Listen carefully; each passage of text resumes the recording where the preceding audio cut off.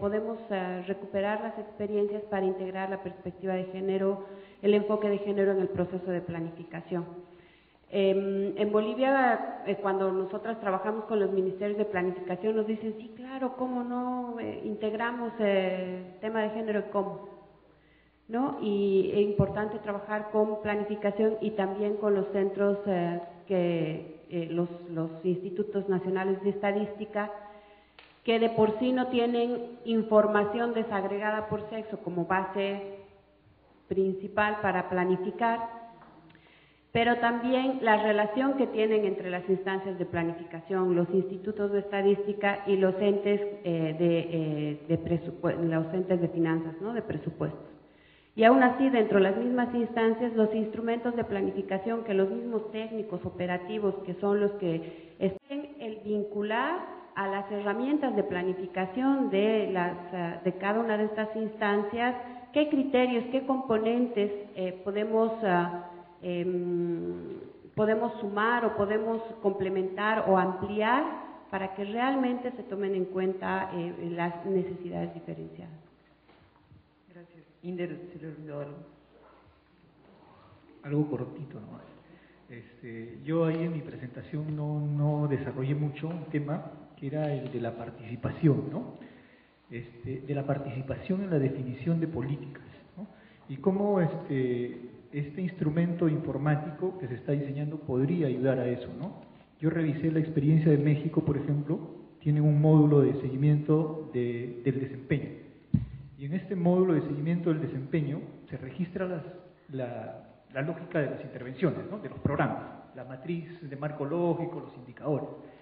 Pero, entonces, en el registro de esa matriz de indicadores, en la definición de la matriz de indicadores, en la definición de las intervenciones, de los programas, participan varias entidades.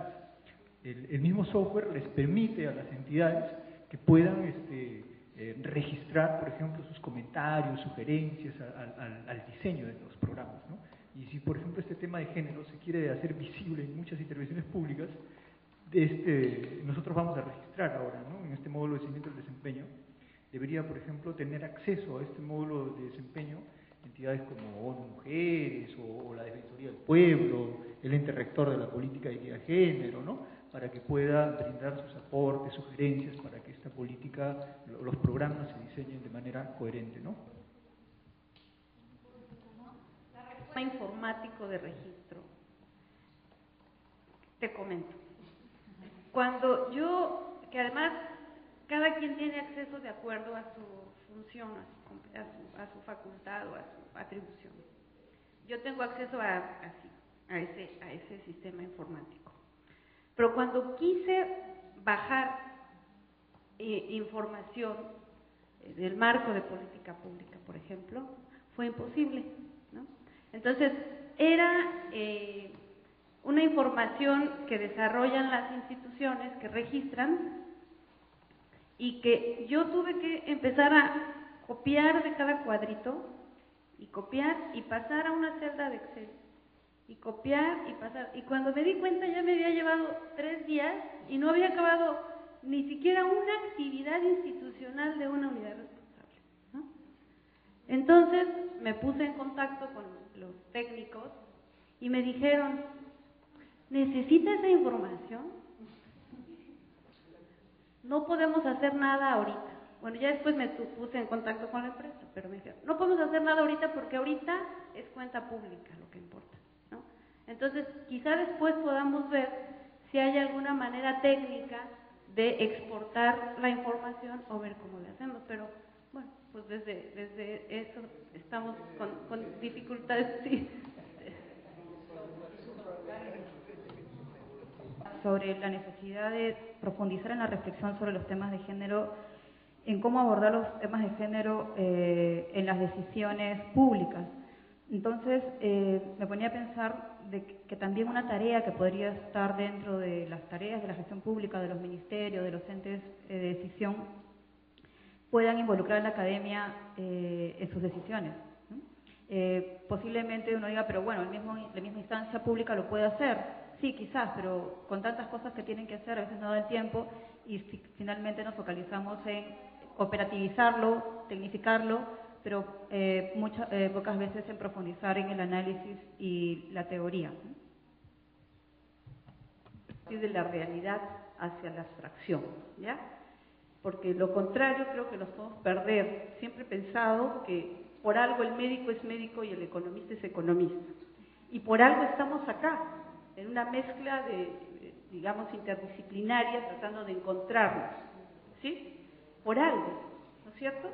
Entonces, yo no creo que voy a volverme economista porque me meta a entender mejor los presupuestos y esto, es evidente. Entonces, yo lo que quiero compartir con ustedes es que las defensorías del pueblo en todos los países tienen funciones concretas. Y la función concreta de la Defensoría del Pueblo es defender los derechos de las personas, ¿ya? Ahí tienen ustedes una primera fuente de información. Fíjense cómo trabajamos acá. Nosotros tenemos dos maneras de captar las necesidades de la gente. Una es a través de las quejas.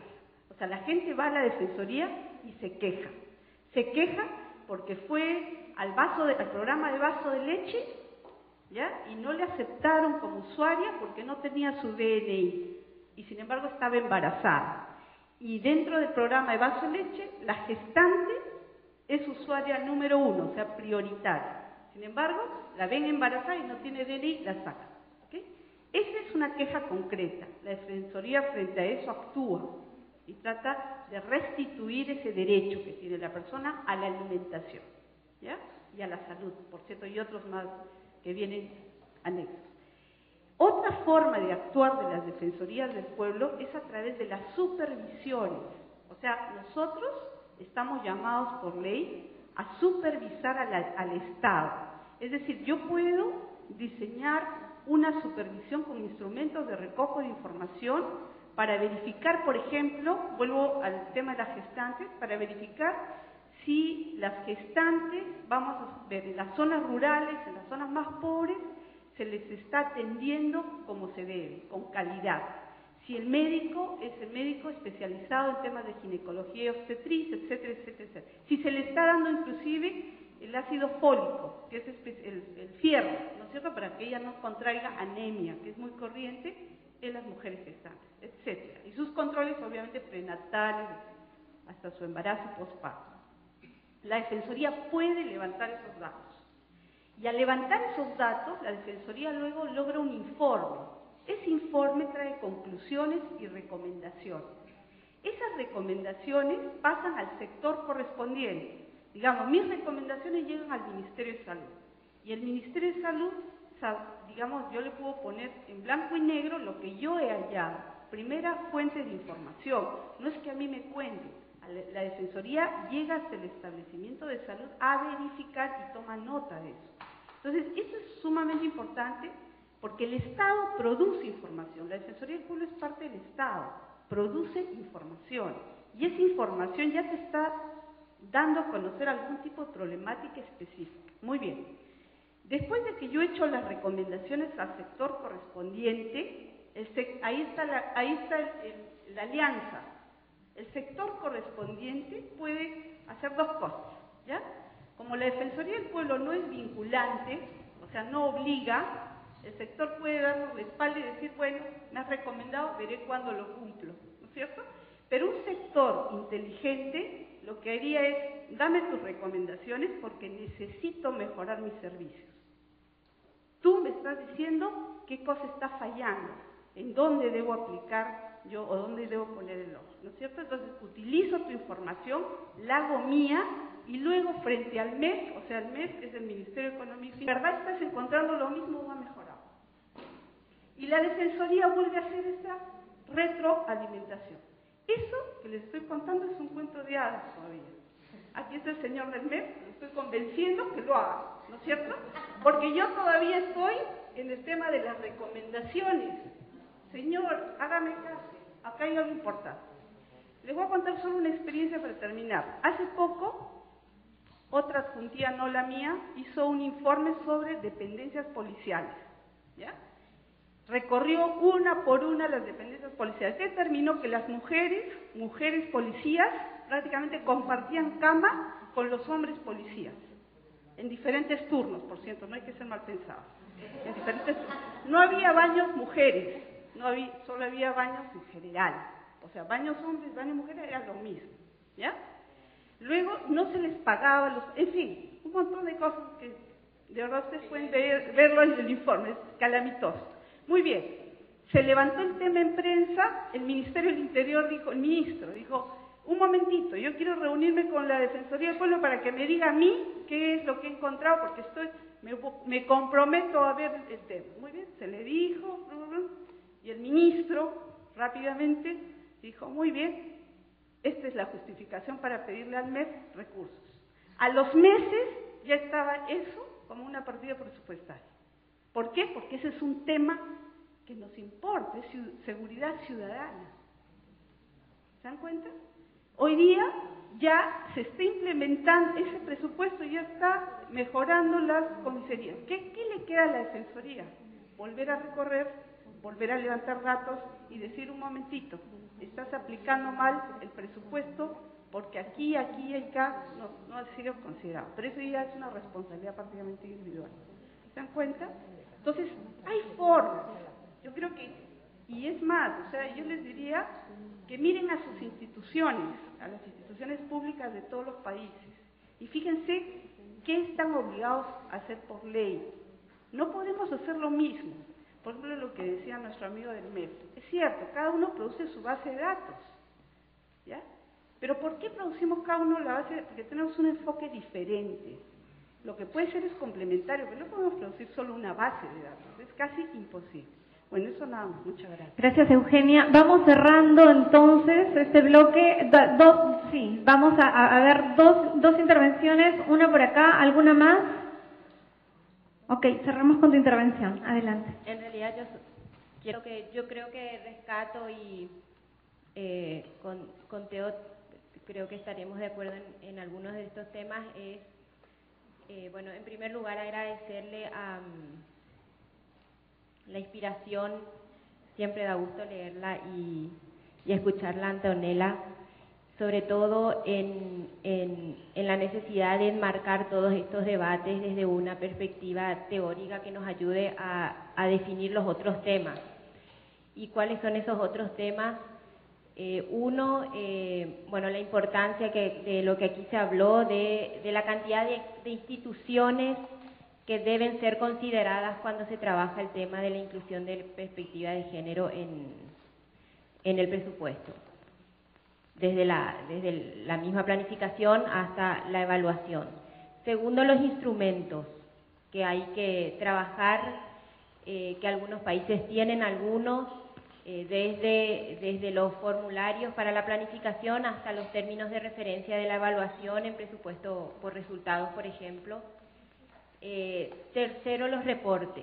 A mí todavía no me queda claro qué poner en los reportes y a quién va dirigido el reporte. ¿Va a la sociedad civil? ¿Va al político? Lo que sí me queda claro es que el reporte es un instrumento político que tiene que impulsar el debate, porque ¿de qué sirve todo esto si después de 10 años seguimos teniendo el mismo presupuesto y la misma calidad de vida para las mujeres?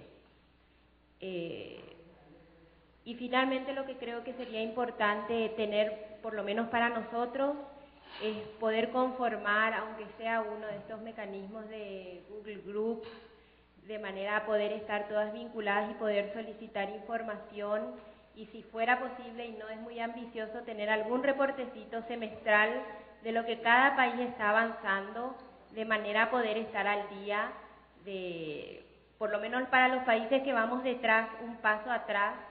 Esta reunión fue muy importante porque no solamente se hablaron de los logros, sino también desde una perspectiva muy crítica de qué es lo que está funcionando, qué es lo que no. Y de su lado, pues esperamos sí que también haya un compromiso inicial, como se dijo, de generar una información resumida de lo que aquí ha ocurrido, de transmitirla a sus instituciones, de hacer de agentes multiplicadores. Y yo les pediría que de pronto, sí, de llevarse una idea por la que empezar, sea grande, sea pequeña, con la que sí podamos hacer algo para poner la primera semilla. De verdad que las experiencias que ya han tenido un pequeño recorrido saben que fue por un correo de INDES que se empezó la cosa. O sea, así de sencillo. Entonces, creo que eso es lo importante, empezar por algo y eso definitivamente va a abrir un proceso que en unos años nos puede llevar a grandes cosas. Muchas gracias.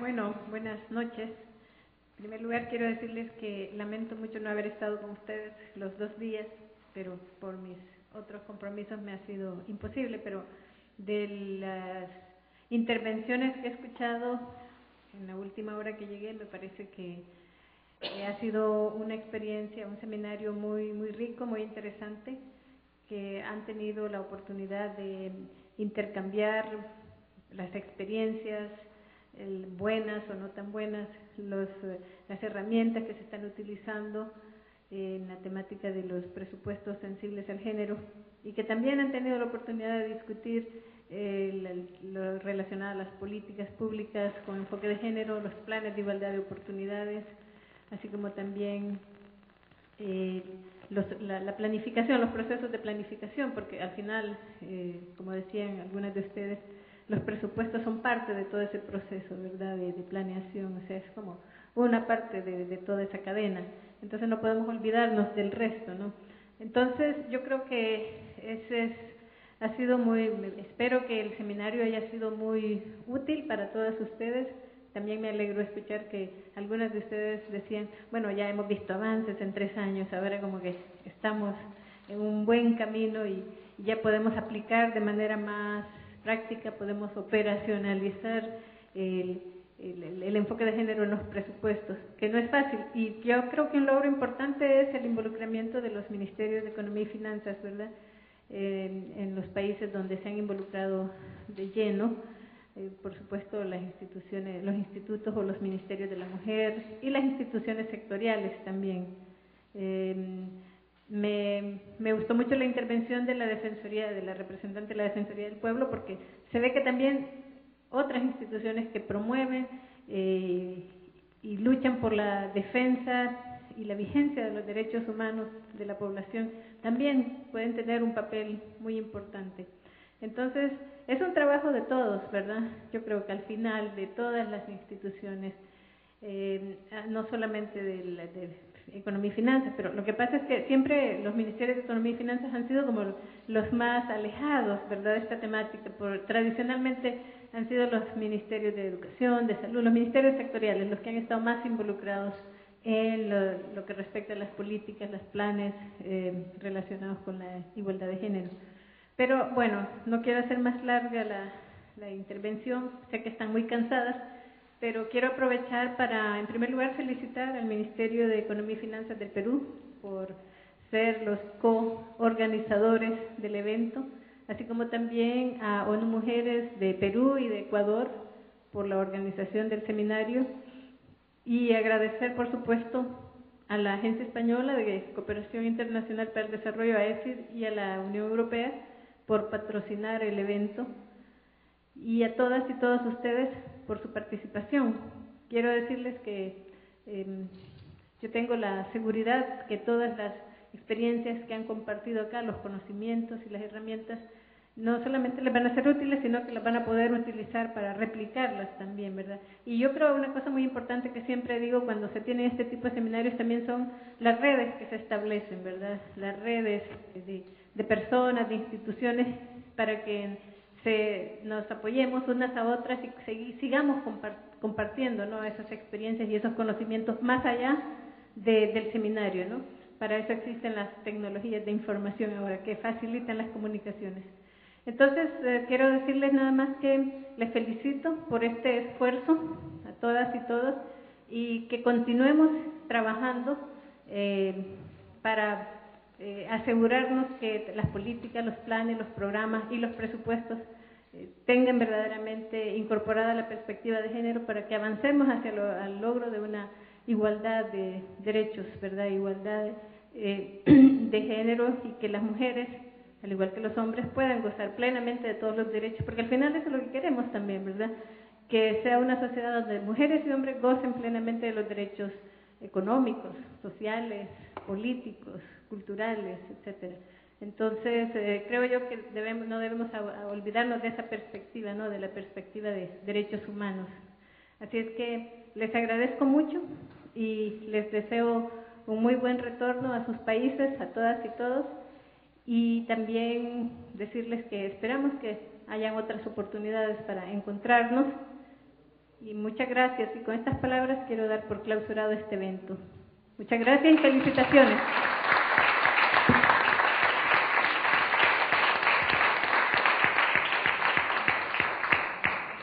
Bueno, un minuto antes que se vayan, si bien se ha clausurado el evento, hay una gran avenida que se ha abierto y queremos dar un saludo especial a Raquel, que bueno, ya no va a continuar como coordinadora regional, pero decirle que ha abierto una avenida inmensa, ha sembrado muchas semillas.